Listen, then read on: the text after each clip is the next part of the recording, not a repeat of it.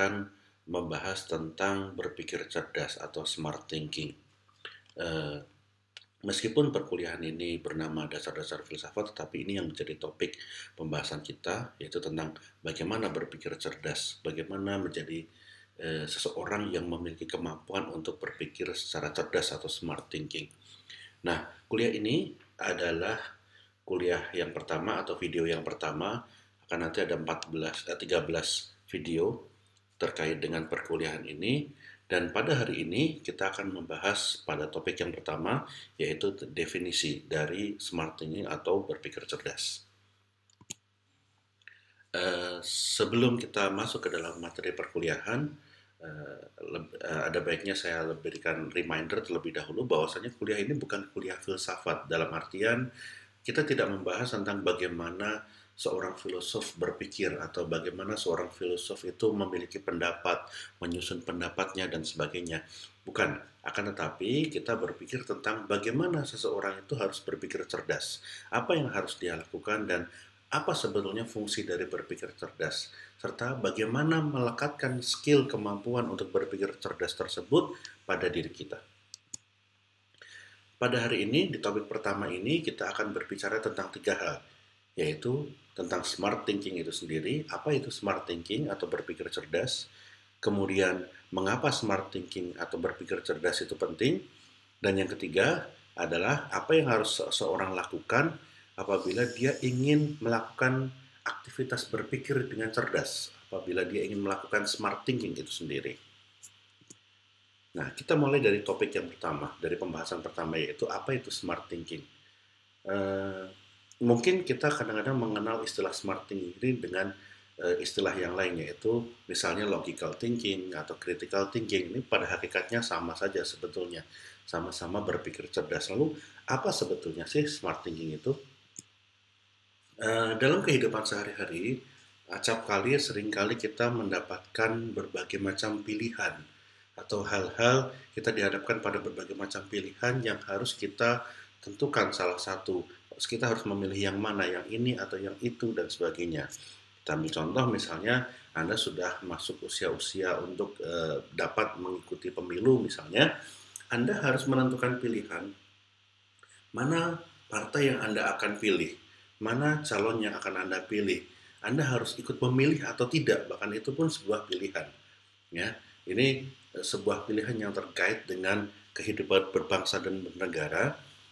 Ini adalah sebuah pilihan dan Anda harus bisa memilih hal tersebut dengan penuh pertanggungjawaban. Dalam artian nggak asal milih. Misalnya kita hanya karena alasan emosional, alasan karena dekat terhadap misalnya seseorang atau apa dan sebagainya, atau dipengaruhi orang dan sebagainya, kita kemudian menentukan pilihan. Demikian juga dengan pilihan kita ketika kita misalnya, oh saya ingin memilih paslon yang ini dalam misalnya pemilihan presiden, dalam pemilihan kepala daerah misalnya, kita menentukan pilihan itu juga membutuhkan suatu penentuan yang tidak melibatkan emosional. Kita membutuhkan keputusan yang sangat-sangat objektif dan keputusan yang sangat-sangat yang baik sekali yang harus kita berikan pada saat kita memilih. Ini dari skala besarnya. Dari skala kecilnya kadang-kadang misalnya ketika hari ini Anda ingin ngajak pacar Anda misalnya untuk misalnya nonton, maka film seperti apa yang akan Anda pilihkan untuk pacar Anda? Apakah action, ataukah horor, ataukah apa? Nah, ini harus ditentukan dengan penuh pertimbangan, bukan asal-asalan, bukan juga emosional. Karena bila salah, maka bisa jadi malah hubungan Anda yang nanti yang jadi berantakan. Nggak harus misalnya ada pacaran, Anda bawa kepada film romantis dan sebagainya. Atau mungkin Anda tidak ingin ngajak pacar Anda ke bioskop untuk nonton, tetapi Anda ingin mengajak dia driving misalnya, keliling kota. Maka driving seperti apa? Ke arah mana? Kenapa dipilih seperti itu? Itu sebuah pilihan yang membutuhkan pertimbangan yang sangat masak sekali. Nah, menurut Matthew Allen, di dalam bukunya Smart Thinking Skill for Critical Understanding and Writing, dia mengatakan seperti ini, bahwasanya yang disebut dengan smart thinking adalah relate thinking to knowledge and information, what we think about, and the process of communicating our ideas either in written or oral form. Yang dia maksud adalah bahwasanya kemampuan smart thinking adalah kemampuan untuk menghubungkan antara berpikir dengan pengetahuan dan informasi. Ya. Otomatis pengetahuan dan informasi ini adalah terkait dengan apa yang sedang kita thinking atau sedang kita pikirkan. Jadi ketika kita melakukan proses berpikir, itu kita menggunakan pengetahuan dan informasi sebagai bahan untuk kita berpikir.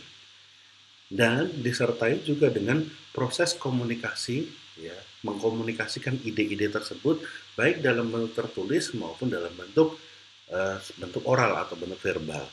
Nah, ini adalah smart thinking menurut Matthew Allen. Dan ini definisi sangat bagus sekali. Karena dari definisi ini berarti kita bisa mendapatkan beberapa hal. Smart thinking adalah kemampuan mengetahui bagaimana cara menyusun dan mengungkapkan ide-ide. Kemudian menyusun struktur hubungan antara fakta dan bukti dengan logika. Ya, fakta dengan bukti dan bukti tadi dengan logika terkait dengan hal yang kita sedang pikirkan. Kemudian merencanakan metode pengkomunikasian ide tersebut supaya mudah dipahami. Kemudian yang keempat, memastikan semua hal yang terkait dengan topik sudah terliputi. Artinya apa? Segala hal yang ingin kita komunikasikan tadi sudah tersampaikan atau tidak. Kita mampu untuk mengecek itu tadi. Sehingga tidak ada ketika kita mengkomunikasikan ide tersebut, kemudian, tunggu dulu, saya mau ngomong nambah lagi. Nah, terlalu banyak tambahan-tambahan ini menunjukkan bahwasannya dia tidak memiliki kemampuan smart thinking. Kemudian yang terakhir, mempresentasikan ide tersebut dengan baik. Baik itu dengan secara tertulis maupun dengan melalui lisan. Dia dapat berbicara, dapat mengungkapkan idenya dengan baik. Ini adalah bukti dari kemampuan seseorang untuk smart thinking atau berpikir cerdas. Nah, ketika kita mampu melakukan proses smart thinking ini tadi, otomatis akan sangat berguna sekali. Di mana bergunanya? Ketika Anda bekerja misalnya, atau Anda bekerja di dalam tim misalnya, Anda akan membutuhkan sekali kemampuan untuk bagaimana mengungkapkan ide yang ada di kepala Anda. Kemudian bagaimana menyusun ide tersebut sebelum kita mengkomunikasikannya. Bagaimana menyusun ide, pikiran, gagasan tersebut secara baik, secara logis. Sehingga ketika kita mengkomunikasikan ide tersebut, kita mengkomunikasikan apa yang kita ketahui tersebut, maka kita dapat mengkomunikasikannya dengan baik. Sehingga tim pun dapat bekerja dengan baik juga. Bahkan tidak hanya dengan itu. Ketika Anda misalnya saya misalnya berpikir, saya bukan seorang ilmuwan, saya bukan pekerja kantoran, saya ingin bisnis saja. Berarti saya nggak butuh kemampuan smart thinking dong sebetulnya. Ini salah. Karena apa? Misalnya Anda menggali ide. Bagaimana cara menghasilkan uang dengan baik, atau Anda ingin berwirausaha, maka Anda membutuhkan kemampuan untuk berpikir cerdas. Kenapa? Anda harus menggali informasi yang ada pada diri Anda, pada sekitar Anda, untuk diramu, sehingga Anda mendapatkan bagaimana bentuk bisnis yang cocok, yang akan berhasil. Kemudian yang akan menghasilkan, yang ada prediksi yang bakal menghasilkan uang sekian banyak. Nah, kemudian nggak hanya sampai di situ. Kalau Anda membutuhkan dana misalnya, Anda membutuhkan modal, maka Anda dapat mengkomunikasikan ide bisnis ini kepada orang lain. Ketika Anda bisa mengkomunikasikan ide bisnis tersebut kepada orang lain, dan orang lain tersebut tertarik untuk mendanai Anda, maka bisnis Anda akan semakin besar. Nah, ini buktinya bahwa smart thinking itu tidak hanya berguna bagi seseorang yang terlibat atau terjun di dunia akademisi, peneliti, dan sebagainya. Enggak, tetapi adalah sebuah skill yang dibutuhkan di dalam kehidupan kita sehari-hari. Para pendiri startup misalnya, mereka itu memulai proses bisnis mereka dengan proses smart thinking, melihat peluang-peluang bisnis apa yang kira-kira dapat dilakukan oleh mereka untuk menghasilkan bisnis, dan sangat tepat sekali. Kita lihat Gojek, kemudian Grab dan sebagainya, atau dapat kita lihat startup-startup yang besar misalnya Tokopedia, kemudian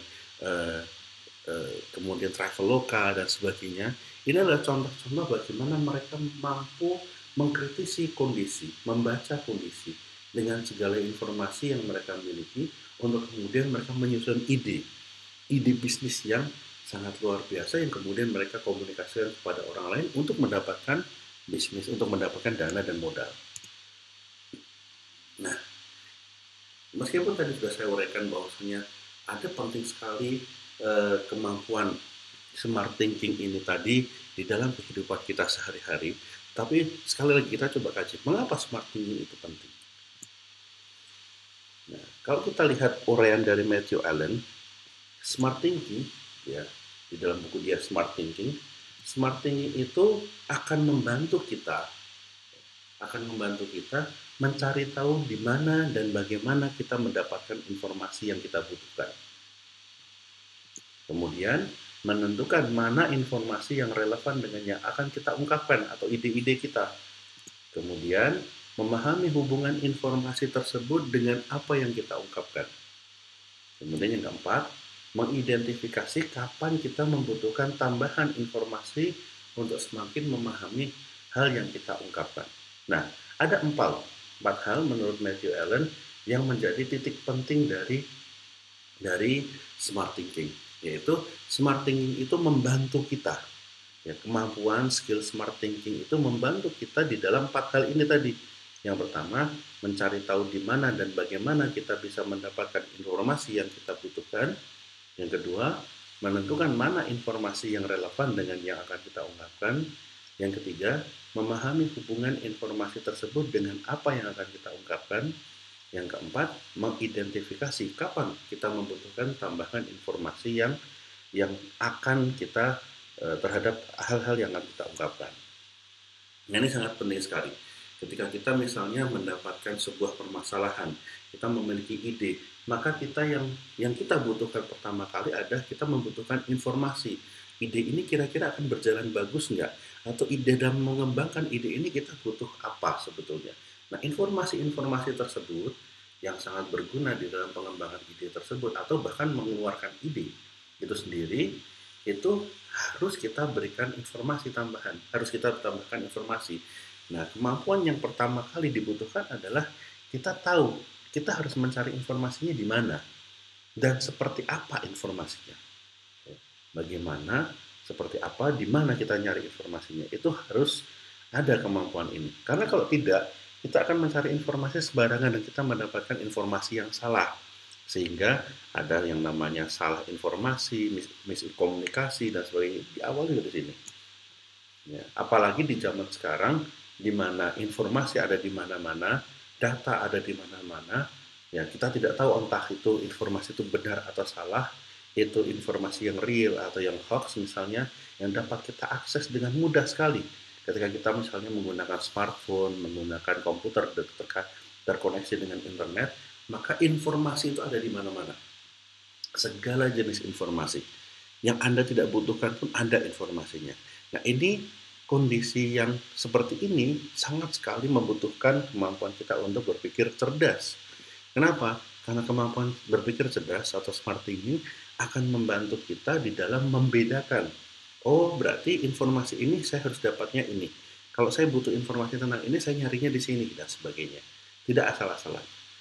Nah, ini terutama ketika di perkuliahan, misalnya Anda diminta untuk mengerjakan tugas oleh guru Anda, ya, kemudian Anda salah mendapatkan informasi, otomatis yang jadi tugas Anda akan berantakan, kan? Nah, kesalahan mencari informasi inilah yang banyak sekali terjadi. Kemudian, kemampuan yang berikutnya yang dibimbing oleh smart thinking adalah kemampuan menggabungkan atau memikirkan apakah hubungan antara informasi yang sudah kita dapatkan tadi dengan ide yang kita gagas. Ya, tadi kita dapatkan informasi A, kemudian B, kemudian C, lalu apa kaitannya ini semua dengan ide yang sedang kita gagas? Bagaimana menghubungkannya? Bagaimana melogikan dan sebagainya. Ini kemampuan yang akan dibimbing oleh smart thinking. Kemudian ketika kita sudah mendapatkan begitu banyak informasi, kemudian kita melakukan pelogikaan atau kita analisa apa keterkaitan antara informasi-informasi tersebut dengan ide yang kita gagas, maka kadang-kadang kita membutuhkan, saya butuh informasi tambahan.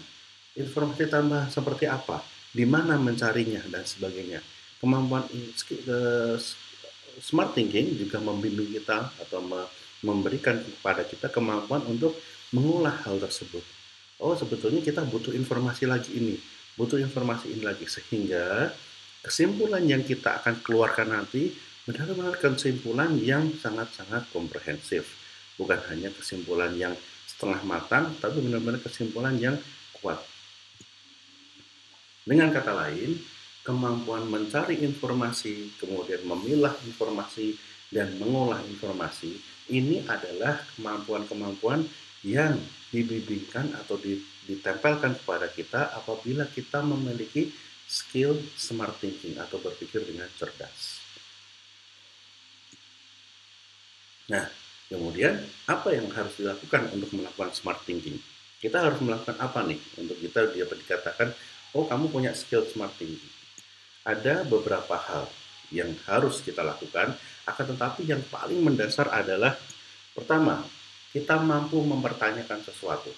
Ya, kita mampu mempertanyakan sesuatu atau kita sebut ask question. Kemudian yang kedua, kita mampu mencari informasi untuk menjawab pertanyaan tersebut atau seek information. Seek out information. Ini kemampuan ini. Ketiga, mencari korelasi antara informasi tersebut dengan informasi yang lain dan dengan pertanyaan yang kita ajukan, ya atau kita sebut dengan make connections. Kemudian yang keempat, memahami semua secara komprehensif sehingga didapatkan jawaban serta mampu mengevaluasi jawaban yang sudah kita dapatkan untuk dikoreksi atau dipertanyakan kembali. Ini yang disebut dengan interpret and evaluate. Jadi ada 4 kemampuan atau 4 hal yang mendasar yang harus dimiliki oleh seseorang untuk dapat berpikir secara smart. Nah, 4 hal ini harus dimiliki oleh seseorang. Dengan cara apa? Membiasakan diri. Kita membiasakan diri kita dengan 4 hal ini. Kalau kita uraikan, kita harus membiasakan diri kita untuk bertanya tentang sesuatu. Ya, tidak termakan pada common sense. Kalau misalnya ini pasti begini dong. Gitu. Kita tidak termakan isu. Kita tidak termakan sesuatu yang kita tidak ketahui asalnya dari mana. Buktinya apa? Landasan berpikirnya apa? Landasan secara sainsnya apa nih? Dan sebagainya. Kadang-kadang ketika kita misalnya datang ke, misalnya kita sedang jalan-jalan, kemudian ada misalnya orang jualan obat, Mbak, kalau Anda minum obat ini nanti Anda akan jadi pintar. Anda bisa Anda nggak langsung, oke deh saya beli biar saya pintar, enggak. Tetapi Anda tanyakan, ini obatnya dari apa? Siapa yang membuktikan bahwasanya kalau saya minum obat ini nanti akan jadi pintar dan sebagainya. Nah, pertanyaan-pertanyaan seperti itu.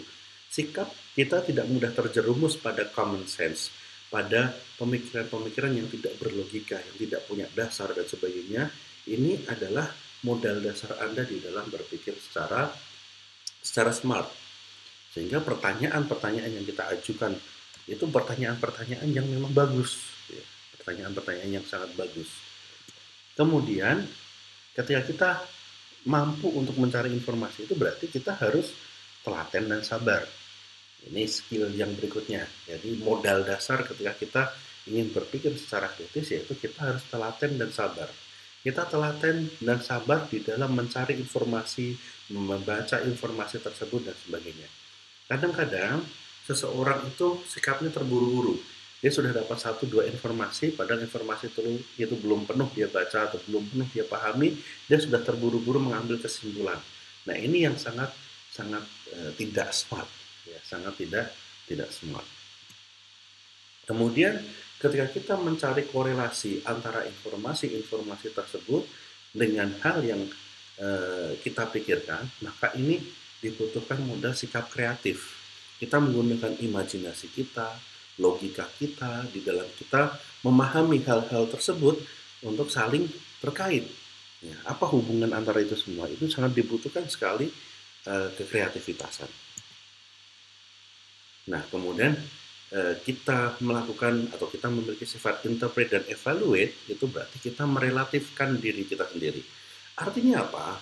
Kita ketika kita mau sudah mencapai pada suatu tataran mendapatkan informasi yang cukup dan kita sudah memiliki kesimpulan, maka kita tidak mengatakan saya benar, Anda salah, atau saya yang pasti benar, Anda yang salah, enggak. Tapi kita bisa mengatakan sesuatu bisa salah dan saya juga bisa salah. Oleh karena itu mari dievaluasi lagi. Pada posisi mana informasi saya salah? Pada posisi mana logika saya salah dalam memahami sesuatu? Bisa jadi orang lain yang salah, bisa jadi saya juga salah. Artinya kita relatif. Kita bisa benar, bisa salah. Orang lain juga bisa benar dan bisa salah. Nah, sikap keras kepala yang selalu mengatakan saya pasti benar, Anda pasti salah, ini sikap yang tidak smart. Jadi Anda kalau ketemu dengan orang yang berpikir seperti itu, maka itu sudah cukup menjadi bukti bahwasanya Anda tidak smart. Karena seseorang yang berpikir secara smart, secara kritis, itu selalu merelatifkan dirinya sendiri. Hari ini saya bisa benar, besok bisa salah. Hari kemudian bisa benar lagi dan sebagainya. Karena apa? Tergantung informasi yang kita dapatkan dari ke hari yang semakin bertambah. Nah, ini sangat penting sekali. Baik, cukup di sini, sampai di sini kuliah kita hari ini, dan ada tugas bagi Anda sebagai latihan. Saya akan meminta Anda untuk menceritakan momen di mana Anda pernah melakukan ask question, seek out information, make connection, dan interpret and evaluate dalam kondisi dan bagaimana hal tersebut terjadi. Misalnya ceritakan pada suatu ketika Anda diskusi dengan teman, kemudian Anda mempertanyakan hal apa, kemudian Anda cari informasi apa, koneksikan apa, seperti apa, dan sebagainya, kemudian Anda diskusikan dan evaluate seperti apa dengan teman-teman Anda. Ceritakan saja kejadian tersebut di Edmodo, di kolom Edmodo yang sudah tersedia di perkuliahan ini.